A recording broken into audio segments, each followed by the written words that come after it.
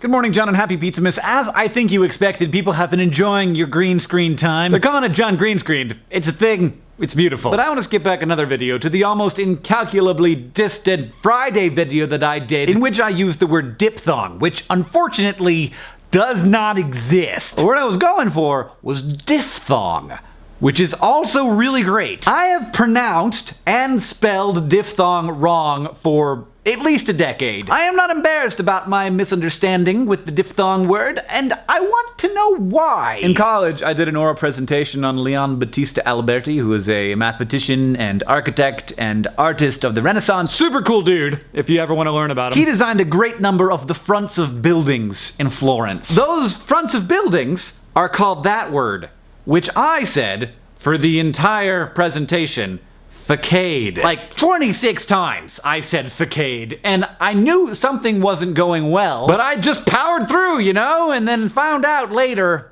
from a friend, facade. So I mispronounced diphthong in front of 200,000 people. Didn't bother me. Facade in front of 20 people left a permanent scar. Like, I still have a hard time telling that story. What is the difference between those two things? I think it's mostly confidence. Like, being confident when you're wrong is one of the most amazing things you can be.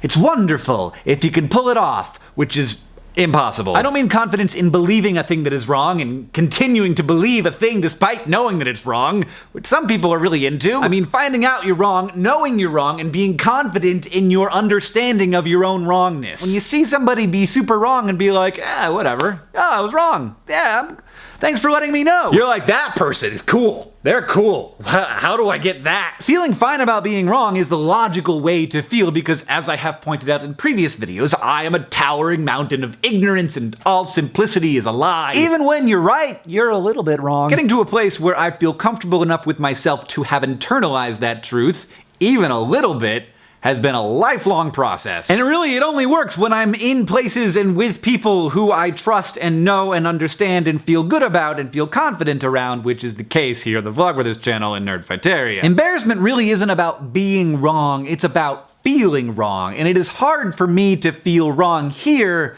because you guys are nice. Sometimes the most embarrassing part of the embarrassment is the embarrassment itself.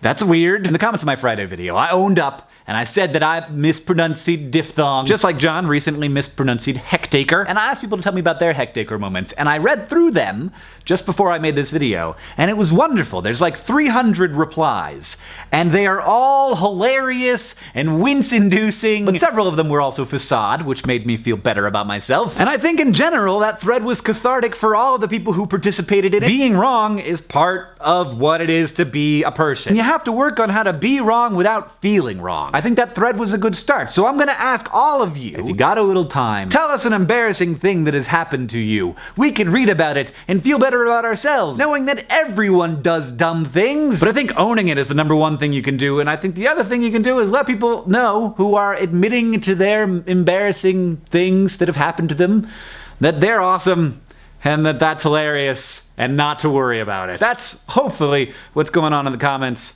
John, I'll see you tomorrow. Hi, end screen. This is sad. Only 3 days left of Pizzamas, but the Project for Awesome is coming up, so there are reasons to celebrate the future. Because of Papertown's shoot dates, we're actually moving the Project for Awesome up this year. It's going to be the 12th and the 13th of December. So mark your calendars and start planning your videos.